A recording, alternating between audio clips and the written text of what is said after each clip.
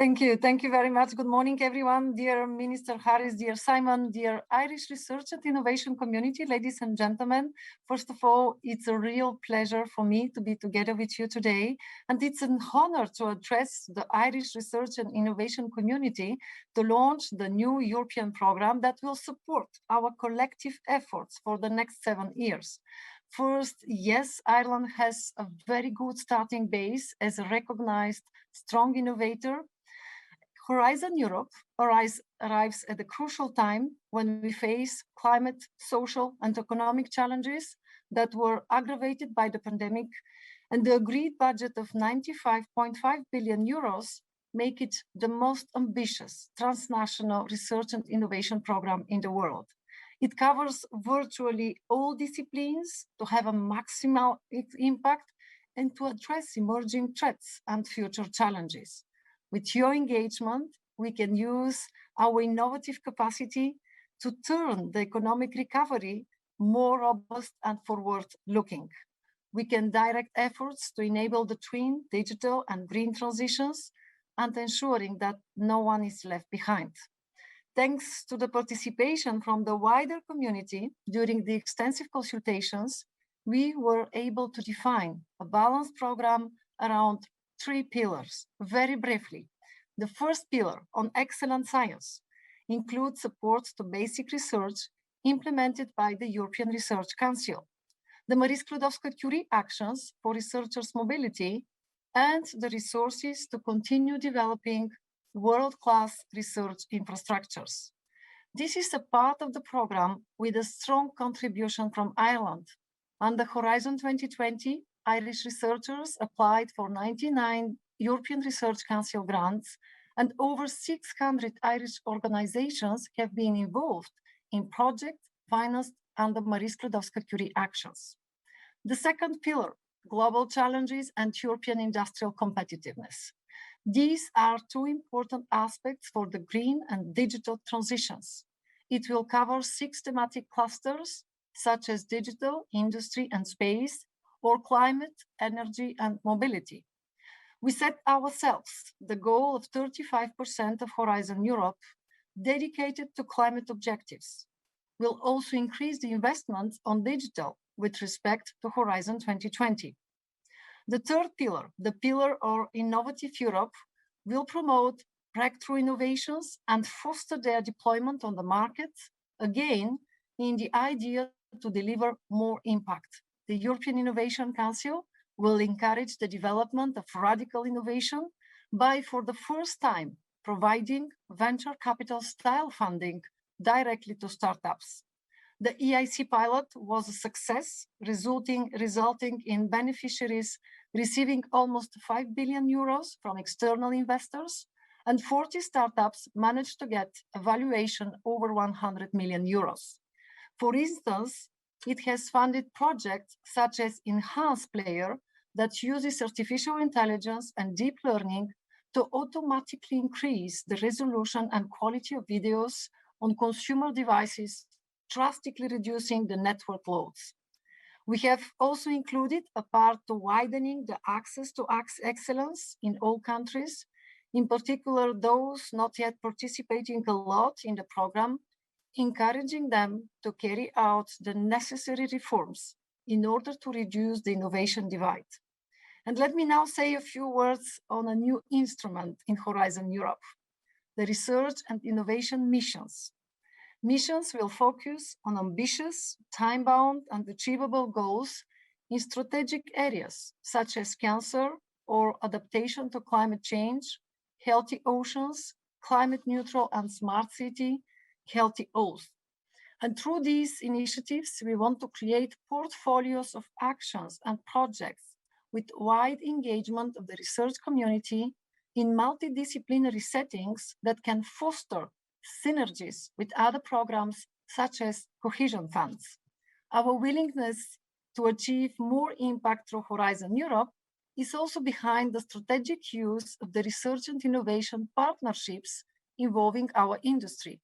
We have worked to propose a very complementary set of partnerships, and we believe they will facilitate the strategic alignment with national research programs and the innovation strategies of our industries in key sectors.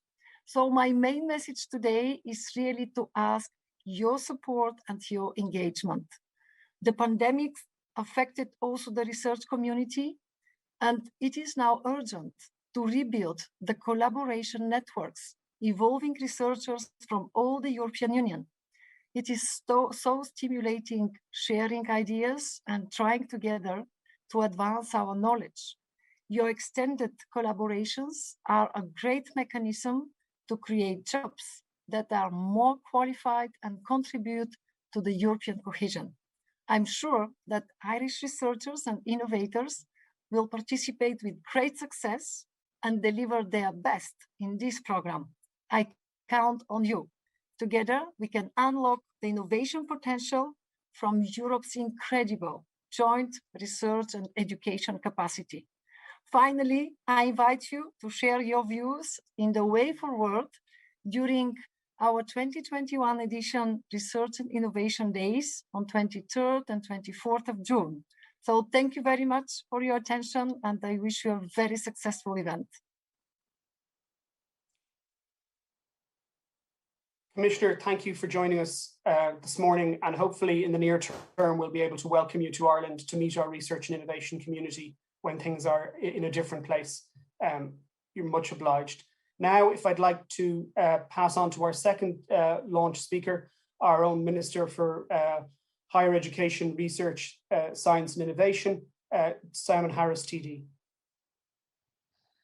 Good morning, Gareth and Diva Karja, and it's such a pleasure to be here with you all this morning, at least virtually, and to be speaking on what is a really significant occasion for the Irish research and innovation community, and indeed for the entire European research and innovation community. I really want to thank everyone who has been involved in organising and in participating today's launch of Horizon Europe, and I want to send particular thanks and Kate Mila Folcha, 100,000 welcomes to Commissioner Maria Gabriel for being here today, for speaking with us, and indeed for her ongoing leadership in trying to get the message across that the way we build back better, the way we solve major global and national challenges is by investing in research, investing in innovation, investing in people, their brains, their talent, their ideas. And I'm so excited about this initiative and the potential that it has to really drive on that agenda. I really want to thank the colleagues in Enterprise Ireland for their leadership and their work. I want to thank officials from my own department, and of course, each and every researcher, innovator, and all stakeholders in our ecosystem across Ireland, and indeed right beyond Ireland as well. What a year it has been for research and innovation. In a year in which we have faced immense challenges here in Ireland, in Europe, and right across the globe. The people of our country, the people of our world have looked to the research and innovation community in a way more intensely than ever before for hope. And that community has not been found wanting in terms of showcasing that the way you address those challenges is through research and through innovation. That's why it is so fitting that Horizon Europe, which we're launching here in Ireland today, is the largest ever EU framework programme for research and innovation. And as the Commissioner says, the largest programme of its type in the entire world.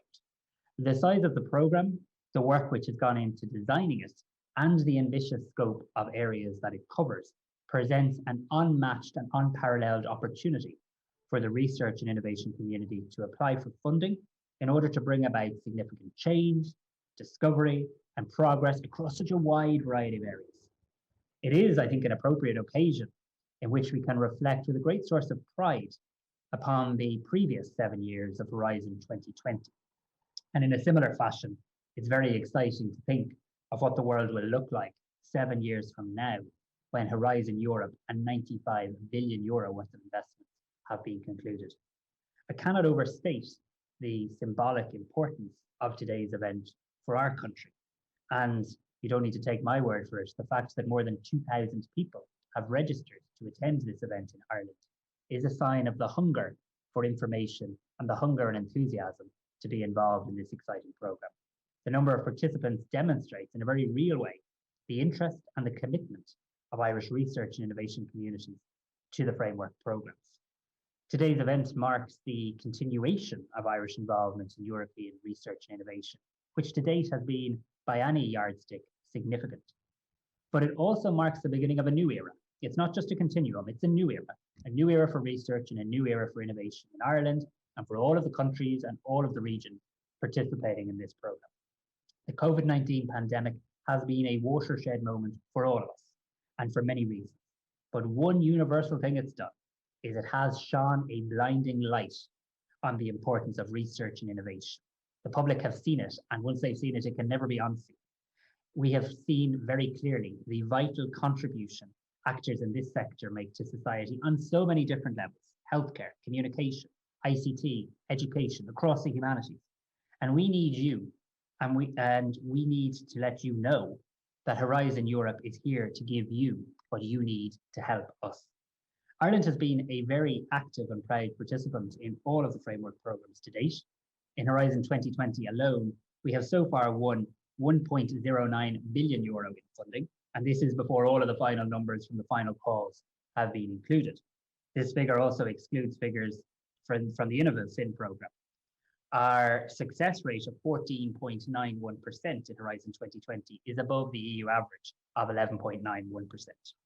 And in particular, Irish researchers and innovators have excelled in the Marie Skłodowska-Curie actions, securing €181.44 million in funding to date. The European Research Council securing €142.53 million to date, and Information and Communication Technologies securing €140.59 million to date. We've also, and I'm really proud of this because Ireland is so proud of its European membership. At a time when other countries decide to look inwards, we want to proudly look outwards. We want to collaborate. We want to be an innovation island, but also an international island. And that's why I'm so pleased to see the significant number of collaborative relationships that we have formed across Europe and indeed beyond Europe, including in Spain, in Germany, in France, in Italy, the United Kingdom, and so many more. And this is something that we want to build on in the new programs so that we forge lasting and successful relationships with the very best researchers and innovators on the international stage. Horizon 2020 introduced a significant number of changes compared to previous framework programs, and I'm very pleased to see this constant evolution is also reflected in Horizon Europe. There's no time or opportunity to stand still. It's vital that we move with the times and that we meet the challenges not only of today, but also the ones that we know are coming our way in the future. The world, put bluntly, was not ready for this pandemic. That's one of the reasons why it has caused and continues to cause such devastation and such disarray. When the next major challenges arise, be that a public health challenge, a climate challenge, a challenge we don't yet know about, we must be ready. And Horizon Europe has been designed in such a way as to ensure we can prepare for challenges. I greatly appreciate the work of the Commission in particular and the Commissioner and its work with Member States and with the European Parliament to develop such an ambitious and relevant programme. I'm particularly pleased to see the emphasis on green and digital issues, as there is no doubt these issues will define the direction in which Europe and the world are travelling. When everything else was taken away from us due to public health restrictions, many of us turned to nature to escape. I, for one, truly appreciate our environment locally, nationally, more than ever. And I feel there's never been a better time to engage society in tackling climate change, to protect our environment, and to realise that we are duty bound to leave the earth better than how we found it. However, in conjunction with the resurgence of appreciation for our natural world, the other defining feature of the pandemic has undoubtedly been digital technology. One wonders how we would have managed it all had it not been for digital technology during the last year. The landscape of how we work and how we communicate has changed forever, and it's vital that we build on this momentum of a digital revolution and invest in digital skills and innovation. It frustrates me when I hear people saying, when are we going back to normal? We're not going back to normal. We have to build a country and a European Union and a world that learns the lessons from the pandemic, the lessons in health, but the lessons right across the whole sphere of research and innovation. The experience of 2020 and now of 2021 has demonstrated in the most significant and tangible way the value of publicly funded research and innovation. And I commit myself this morning that the government in Ireland will continue to do more to increase our public levels of investment in research and innovation, which need to rise sharply. The research conducted over the next 7 years under Horizon Europe and the innovations developed alongside this research are going to shape our lives well into the future. Research and innovation isn't an abstract concept over there. What we do now and what we do over the next 7 years will make a difference, a meaningful, real, tangible difference to the lives of so many well into the future. And today, we stand on the precipice of progress. Researchers and innovators will be familiar with the 3 pillars, which is maintained in the Horizon Europe structure. And there are, however, some significant changes in Pillar 2 and Pillar 3, and I understand they'll be discussed in more detail this morning. Changes of particular note include the missions, which make up part of Pillar 2, as the commissioners alluded to, and also the European Innovation Council in Pillar 3. I'm pleased to see a commitment to excellence throughout the framework programme. Excellence is a core principle for Horizon Europe. Europe is setting itself the highest standards in research and innovation by ingraining this principle in our publicly funded R&I structures, and thus ensuring that the output of our framework programmes is of excellent quality and world-class standard. This is particularly relevant in Pillar 1. Pillar 2 focuses on global challenges and is organised around 6 broad policy areas or clusters, which will shape calls for the programme. And much work has gone into developing these clusters, identifying the key aspects that it should cover and the expected impacts of research and innovation in these areas. There are clear opportunities for every kind of researcher, for every kind of innovator in these clusters and in Pillar 2 in general. Given the multi and interdisciplinary nature of the programme, it is so important to note the opportunities for arts, humanities, and social science researchers also. We talk a lot about STEM, and we should, but we also need to talk a lot about arts and humanities and social science, which is a core part of our research ecosystem in Ireland and across the European Union. So I'd encourage anybody working in this sphere to consider opportunities in this pillar. The other significant developments in Pillar 2 consist of the mission and the changes to the European partnership landscape. The missions are vital in not only achieving what they set out to do in terms of their specific goals in the areas of climate, health, sustainability, and so on, but also in engaging the ordinary citizen in the importance of R&I. We can't just keep having this conversation amongst ourselves. These missions present us with a hugely valuable opportunity to show that R&I affects everyone, it is for everyone, and that it needs the support of everyone. They will produce tangible results, real-life impacts that will improve the quality of life for all, and will allow those who never saw themselves as being part of our R&I ecosystem to pull back the curtain, to engage, to participate, and to understand. I really don't think we can overemphasize the importance of that. Pillar 3, which is called Innovative Europe, contains the European Institute of Innovation and Technology, European Innovation Ecosystems, and of course, the European Innovation Council. It's so important that Europe maintains its competitiveness, and there is no room for complacency in this area. We need to provide support for European companies, and particularly for our small and medium enterprises. This is so important. SMEs are the backbone of the Irish economy. They're the backbone of the European economy.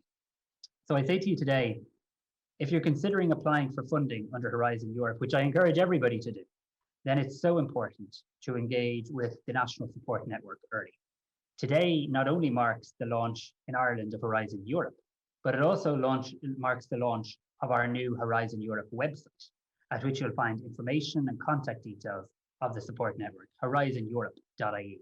So if you're a potential applicant, please visit the website, please speak to the relevant national contact point, please spread the news about this website, which I think will be a valuable resource. Do not be daunted by the size of the programme. When we talk of 95 billion of a fund, or the diversity of opportunities, I want you to know today that advice and support are available, and this conversation we're commencing now is only just the beginning. It's also important, if you're a potential applicant, to develop and maintain your international networks. International research and innovation collaboration is so important, and it yields excellent results. Irish researchers and innovators have enjoyed many successful collaborative relationships to date, and now is the time to build upon these relationships, and as I said, forge new ones as well. So finally, this morning, I want to close on this note. We are not the owners of this world. We are the stewards. We're the temporary custodians. I would argue that funding research and innovation is not only necessary, it is the responsibility of our generation. We have a duty to leave this world better than how we found it, to rectify that which we have damaged, to preserve and improve the best parts of what we have inherited, and to create a better, fairer, and more sustainable society for all.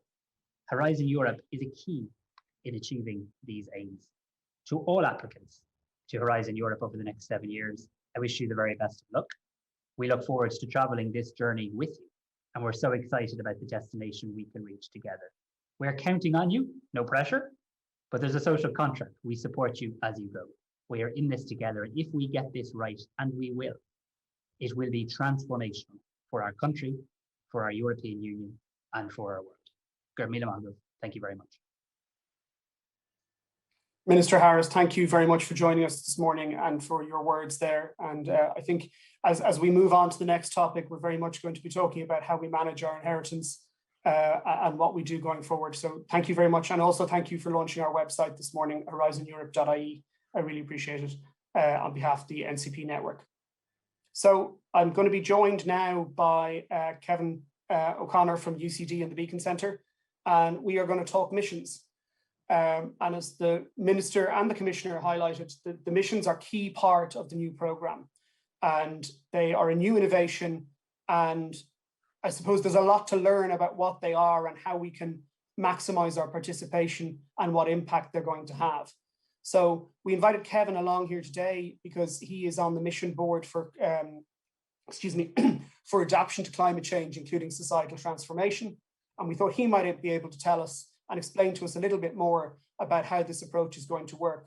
But Kevin, maybe before you do that, you might talk to us about your experience in the framework programs to date and what you've been involved in. Sure. Good morning, Gareth, and good morning, everybody. And thanks very much for the invitation to participate. So yeah, I suppose I've been lucky enough to be involved in quite a few Horizons projects collaborating across Europe. So some of them in synthetic biology, looking at what do we do with waste plastics, circular economy, bioeconomy, making novel biodegradable plastics, looking at life cycle and how we can improve or decrease the carbon footprint of these materials. And more recently, we were successful in applying for a Mary Skłodowska-Curie Action, a PhD co-fund with bio-based industries. So it's called Talent for Bio-Based Industries, or Talent for BBI. It's the first in Ireland where industry actually co-funding PhD students.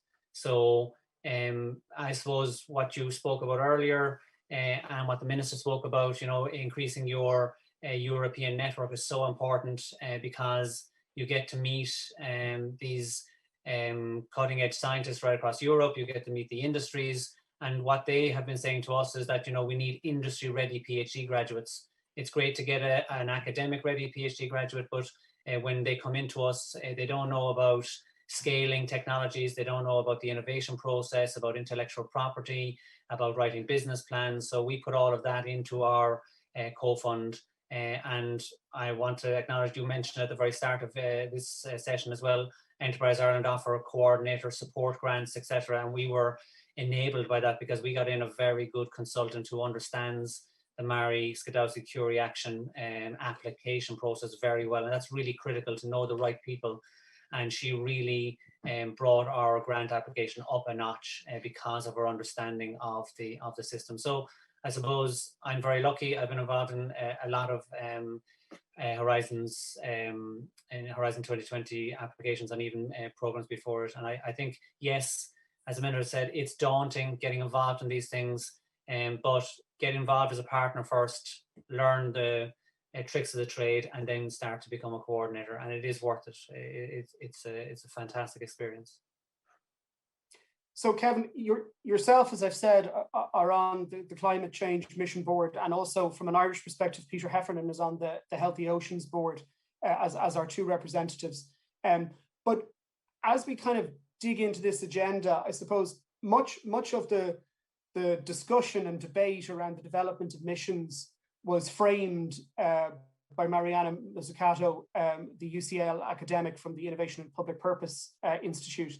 And I suppose when she talks about missions, she talks a lot about putting the man on the moon and the Apollo project, and as she calls it, moonshot missions. And I suppose that they're very aspirational targets. And I suppose what would be great to get from you here today is a deeper understanding of where we go on the journey on those missions. And I'm conscious the Commissioner talked about the need for them to be inspirational, but for there also there to be a significant need for them to be targeted, measurable, and time bound. And there probably is a slight juxtaposition there. And I think other areas we want to touch on is who's involved. So if you would like to kick off by telling us what, in your view, what are these missions? Sure, and I'm going to repeat a bit of what you said. And there are two really key publications by Professor Mazzucato. One of those is on mission-oriented research and innovation, which is 2018. And the other one is governing missions in the European Union, which is 2019. And if you go in there, they're really inspirational reads. Yeah, they're really tell you what she thinks this is all about.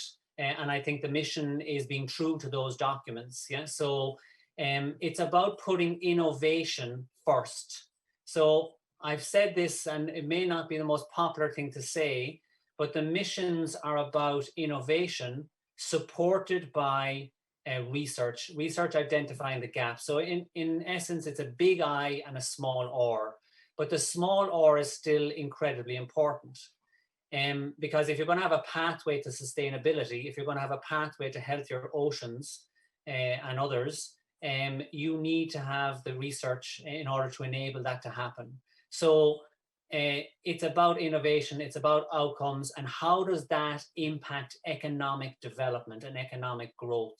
So what you want to do is you want to inspire, you want to have high ambition, but that inspiration and that ambition is meant to empower people to transform how they behave, how they will live in the future. So you want this transformative impact for society, and that includes the economy, that includes the environment, that includes people. So it's people, planet, profit. And so we know that we are facing a number of challenges right now as European citizens. And so we need to be able to address those, but it has to be, as you said, it has to be targeted. So it has to be ambitious, but realistic. Yeah. So if you're going to be ambitious and realistic, you then have to have targets. You have to be able to measure those targets, and you have to get there in a certain space of time. And that's why I think the Apollo mission is a very good example. So the Apollo mission was really saying, okay, we want to put a man on the moon and we want to get him back safely. And so the challenge for the mission, and the mission is about saying, okay, if we want to innovate, if we want to get the equivalent of somebody on the moon and back, what are the gaps? What are the challenges that we face? And if you look at the Apollo mission, it wasn't rocket fuel that NASA were missing. Yeah, it wasn't a knowledge of how to drive a rocket. It was actually electronics, computing, materials, microbiology, nutrition, geology, and a whole host of more things. So it's about bringing people together, and it's about saying, okay, we have this massive challenge. How are we going to do it? And also, you want the mission. So you want the mission to drive investment. It's about getting people a meeting of minds and showing the innovation opportunities. And so, again, in her publication, she refers to the fact that the impact of the Apollo mission was not landing somebody on the moon. It was actually the inspiration for generations of people to study science and engineering and to drive technological innovation across society. So the missions really want to inspire people so that we can actually have a better quality of life. We can deal with the challenges that we are facing, and they are huge challenges. And I believe that this mission can inspire a new generation of kids and older people in sustainability. I think if you look at all of the missions, and sustainability is about people, planet, profit. And so it's as much about health, our health, soil health, environmental health. So the Apollo mission was very technological. Yeah. So you could argue that it was quite narrow in its focus and said, right, rocket, person, moon, back. Sustainability is much more complex. Yeah. And in effect, they're societal challenges. Yeah. It's really about society. So that's why I think actually, for example, and the minister mentioned it, social sciences are incredibly important in the mission as well. Of course, technological, but fundamental research and also the social sciences. So it's about combining knowledge. It's about bringing in technology. It's about business. Yeah, it's about finance, it's about policy, regulation, governance, yeah, social innovation, skills. So if you listen to what I'm saying, it's like it's daunting. Yeah, how do you create a mission of that size and have it well defined, have it time bound and measurable? So I suppose that's really what we are struggling with as a mission board. And I say struggling, you know, we're grappling with it. We're trying to work out, well, how does this work? What is it that we're trying to do? So yeah, so I think all of the missions are basically staying true to the original vision. It's just now, how do we do that? And in terms of getting to that process, I mean, I think, Kevin, when the mission process started, I mean, we were pre-COVID, and I have this vision of a mission board sitting around in a room with a lot of whiteboards trying to save the planet. Could you talk a little bit about the process and how the mission board have engaged in terms of citizen engagement and stakeholder input, and how you got to where you are now? Sure. So we were in rooms together. We were for the first few meetings, and then COVID hit. So there was lots of flip charts. There was a lot of information coming through to the mission board via the European Commission Secretariat. So the Secretariat were acting as the body which gathered all the information, then tried to couch it in a certain way, tried to drive conversations to see how we would design the mission. Because even at the very start, we had the mission was, you know, climate adaptation. So there was a huge discussion around, well, what about mitigation? You know, you can't adapt to 1.5 degrees centigrade rise in temperature and say, well, actually, we've gone to 2, we've gone to 3, we've gone to 4 degrees. How are we? So you need to mitigate. And so there was a lot of debate about how do you balance that. There was really identifying a concrete mission. Yeah, how would you actually have a concrete mission? So what we came up with really was much brainstorming, breakout groups. Like we met maybe once a month, but in actual fact, between those meetings, there was a lot of subgroups.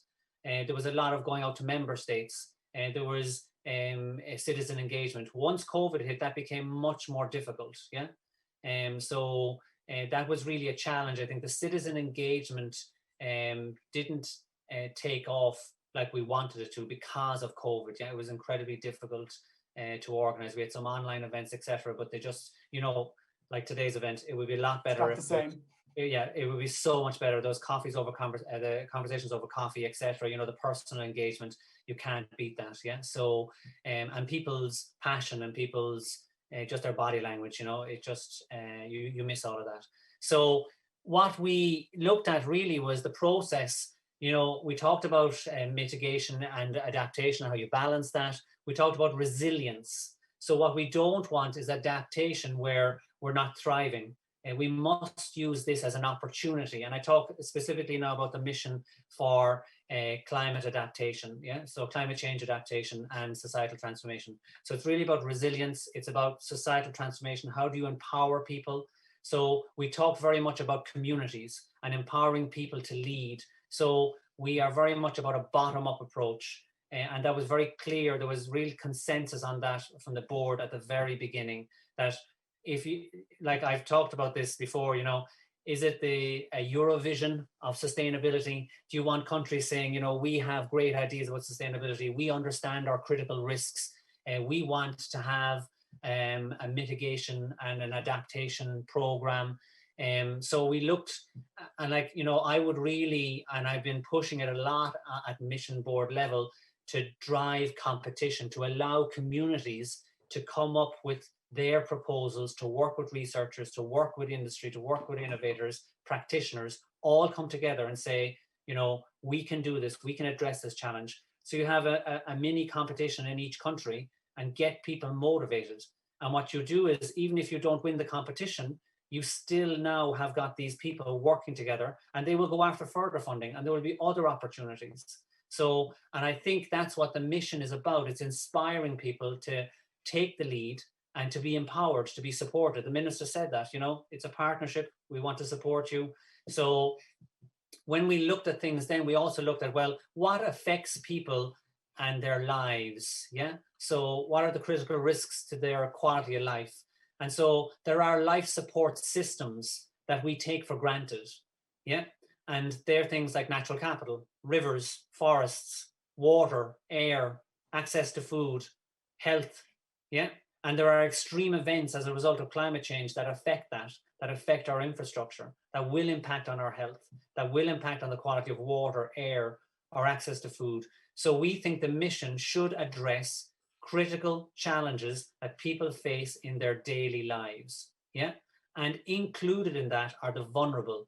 The commissioner made reference to it. Nobody should be left behind. There are already some island nations that are under extreme pressure as a result of climate change. So we need to understand that the mission is funded by Europe, but, and as mentioned earlier as well, the mission is global. Yeah, the mission, the European Horizons Europe, allows international collaboration outside of Europe. So we must also learn that the mission should be able to translate into other geographies. Yeah. So the process it's quite arduous in a way to get to consensus, to get to agreement. There are certain things we agree on, but how to build adaptive and transformative capacity is, for some, they say, we're not there with the research. The research just evidence isn't there. We need to do so much research. But that's my argument, is that that's where we need the research then. In the gaps where we don't know, we need to do that. Places where we do know, we need to now innovate. We need to transform. We need to, for me, it's about sharing best practice. So this is also an agreement at mission level that we need to share best practices and knowledge. We need to identify the gaps in research and development and innovation and use those to build resilient communities. And for me, really critical are demonstrators, because people can go, they can see, and then they believe, and that they want to emulate. They're inspired by those demonstrators. And in terms of, the scope as you've articulated it, I mean, when you read the documentation, it also talks about regulations, policy, legislation. How does that all fit in with the research innovation piece in terms of being able to achieve something which is so aspirational? Yeah, and that's a really difficult one. Yeah, so the missions must also inspire policymakers to make change, but they need knowledge, they need information, they need science to be able to support that decision-making structure. So our decision-making process. So that's one of the things that the European Commission are quite keen on, is that you build into these missions regional authorities.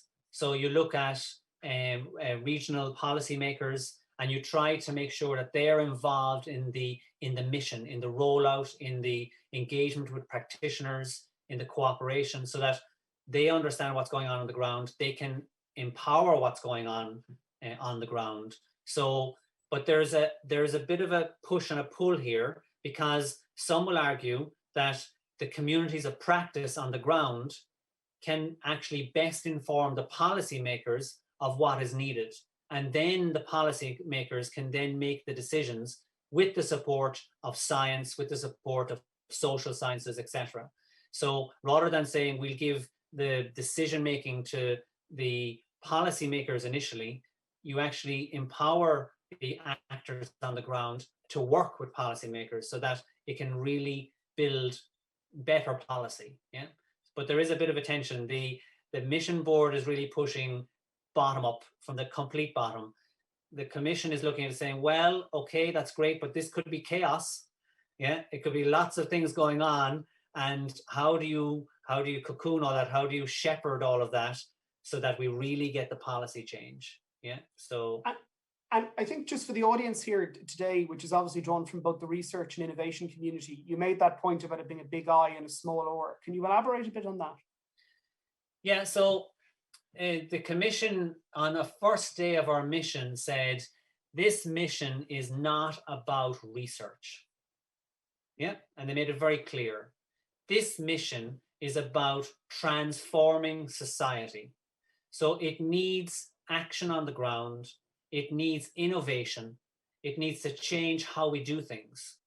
And the research must support that.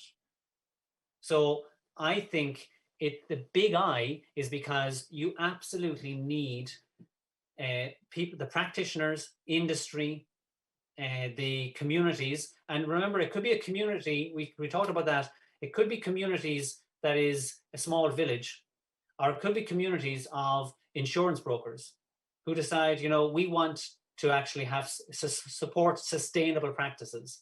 We as a community recognize that climate change is happening. How do we as a business promote societal transformation, better practices, so that we actually ensure the right things? Yeah, so it's stimulating. So, sorry, I'm after forgetting my point now. I apologize, Gareth. You're okay. Yeah. The balance between or and the balance, yeah. So I think there are plenty of things in Horizon Europe that are going to be research focused. Yeah, Horizon Europe is completely research. Yeah, or well, you know, the vast majority is research, and there's some innovation. The mission is going to try and pull from all the clusters, from pillar 1, 2, and 3. It's going to pull the best and put them together and see, how do these guys fulfill the mission? So what you're going to have is, you're going to have this mission ambition. It's going to have targets. It's going to have timelines. And that is going to influence the calls in the various pillars. Because at the end of those research projects, you're going to have outcomes, outputs, and those should feed into the mission. So the mission is going to act like a cohesive force across the various pillars, and it's going to influence the type of research that's going to be done, yeah, and it's going to influence the type of innovation and it's going to try and help member states to see, well, where do we invest? What type of innovation do we want to support? And if that innovation is going to move forward, what is the research that is needed to push that forward? And if we break it down, Peter, or Kevin, because I was thinking Peter Heffernan there, and it just struck me that, you know, you're both on 2 mission boards, and, you know, trying to drive this agenda. What has been the interplay between the actual mission boards themselves? Because when you look at it from the outside, there's quite a lot of crossover. Yeah, and so we've had less interaction than we thought we would. Like there's obviously the chairs of the mission boards are meeting all the time, and so they meet on a monthly basis, just like the board meets on a monthly basis. But what is happening is that, so there's a kind of almost like a digestion of the interactions. Our chairperson comes back and tells us what's going on in the other boards. We've met a few individually, etc. But because of COVID, there were huge plans to have us all in rooms, get together, etc. But because of COVID, it just hasn't happened. There've been some interactions, but not to the extent that we thought. However, I do think the monthly meetings between the chairs of the boards has really helped, because we have got direct feedback from other mission boards on specific topics, you know, because, for example, one of the big things was, well, who's doing what? Because a mission on climate change adaptation is relevant to soil and it's relevant to oceans. And there are things going on in those missions that are also relevant to what we're trying to do. So it was also about trying to reach a meeting of minds, and so not having them siloed. So the idea wouldn't be that there was elbows out, this is ours and that's not yours. It's more, where do we overlap? How can we cooperate? Yeah. So if you're focusing a lot on climate and oceans, well, then it's obviously a perfect marriage between the 2 missions. So the Commission definitely will not have this duplication. They will have the missions fully cooperating so that you have cohesion. And that's what I've said earlier as well. The cohesion is going to be very important. And when you referred earlier to SSH, and I suppose we've STEM and we've Irish Enterprise as well, where do you see those specific groups operating in this sphere? So I think, so if I start with social science humanities, I mean, they will play a much bigger role than I think people anticipated, yeah? Because societal transformation, for example, requires so much understanding of public perception, risk, of behavioral change. So, and I said that earlier, this is not just about technology. Technology, we often as human beings, and I think I'm a scientist, I'm a technologist, we often think, oh, I can be busy, I can make a technology, and I can solve the problem. Because that's actually easier than saying I can change my behavior. And so we do need a huge amount of research, and we need a huge amount of social science actors in the innovation cycle as well, because innovation will be, what will drive innovation is behavioral change. And we see that in technology. Yeah. We see that in online activity. Yeah. People's behavior is impacting business. It will be the same for sustainability. And you need to win the hearts and minds of people. This is really important. They need to know, people need to understand that this is for them, that they're not, it's not being done for them, that they can actually participate and do something. So there's a huge difference. Yeah, it shouldn't be top down. So on the enterprise, I think there are huge opportunities for enterprises in this, like for example, the Green Deal. Yeah, the Green Deal is a massive opportunity for those enterprises that see opportunities in sustainability, whether that's in agriculture, whether that's in industrial production, in manufacturing, in IT. I mean, you will see it, the Internet of Things is going to be so important for the Green Deal. So you can have computing companies, IT companies, technology companies that are going to interact with agriculture. They're going to interact with natural capital and ecosystem services. So there are absolutely massive opportunities. And I also think that there's going to be massive opportunities for social enterprises, yeah, because people will want to create a community, let's say it's a rural community, where there are mutual benefits from business activities. And where, Peter, so it's kind of, I suppose it's obvious to many here today, I suppose, where, the research calls will cascade down through the clusters, and it'll be very easy to identify how they can participate and involve themselves in the mission. But for the likes of social enterprises, as you mentioned there, how will they be engaged?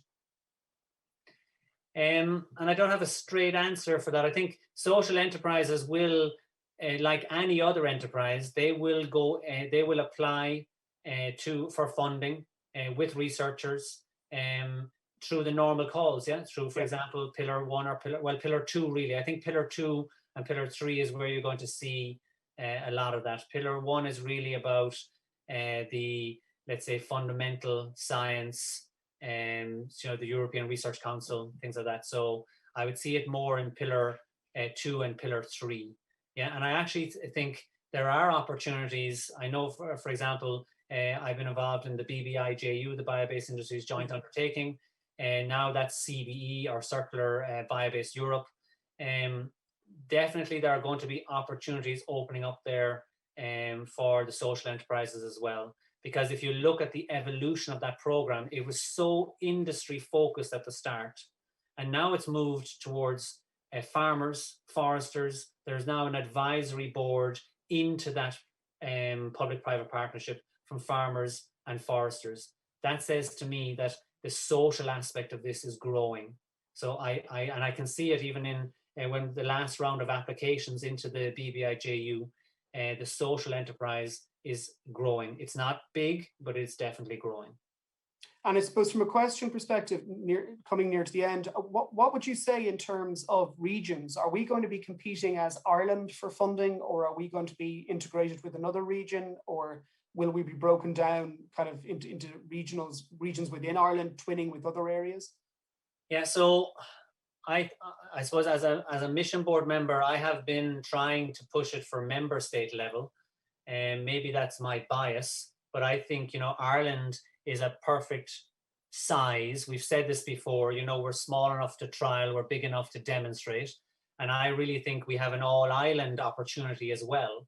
So it's not clear, it's not defined whether it would be down to the NUTS 2 level regions or whether it would be, but definitely it won't be solely member state, I think, yeah, because you will see that there are regions in Europe that cross borders, and Europe absolutely wants to see those collaborations across the border. So I don't think it'll be exclusive member states, but I do think Ireland has a massive opportunity to demonstrate that we as a region could easily be a climate adaptation and societal transformation demonstrator. Yeah. I suppose, Peter, my last question is on reading up on a lot of this stuff, which I did at the beginning of the pandemic. So I had to brush it up again because I think most of what we all read at that time has gone out of our brains. But Professor Mazzucato was very keen to stress in a number of interviews she did that if missions are something that make you feel comfortable, happy, and cozy, you haven't understood it. So I suppose my final question to you is, how happy, cozy, and comfortable are you feeling at this point as a mission board member? I'm not. We don't have the answers, and I've been saying this a lot. The interface between disciplines is by far the most fascinating place to do research and to innovate, but it's also the place you know least. Yeah. So you're so uncomfortable because you're talking across to somebody who speaks a different language, and I don't mean English versus French.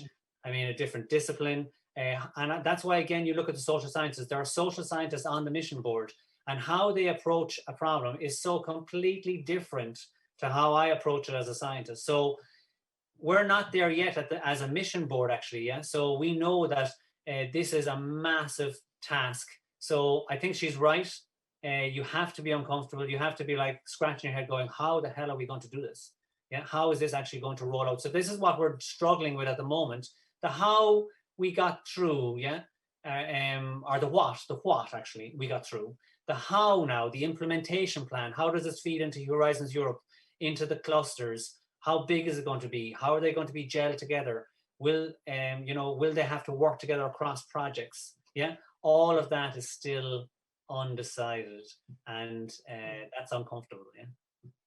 So I think it's fair to say, Kevin, you've given us a clear overview of where you're at. And I think the general sense I get is there's a lot more clarity coming as we go on this journey for missions, which are an area which are debated by many as to whether it's the approach or not. But it's going to be an exciting 7-year journey, and no doubt quite exciting to be on the mission board. So Professor Kevin O'Connor, thank you very much for joining us this morning. Thanks very much, Gareth. Pleasure.